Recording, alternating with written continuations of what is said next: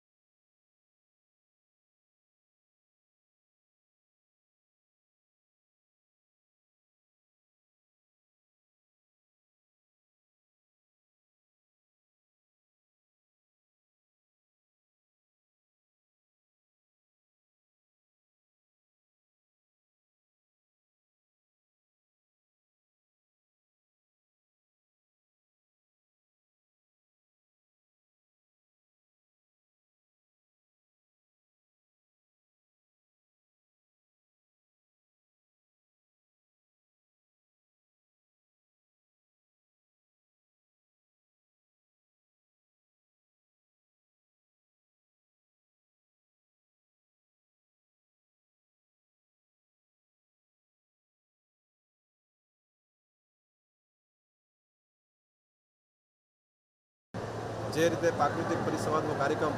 જે રીતે સરકાર દ્વારા દરેક જિલ્લાઓની અંદર રાખવામાં આવ્યો છે, ખાસ કરીને દેશના યશસ્વી વડાપ્રધાન આદરણીય મોદી સાહેબની સરકારના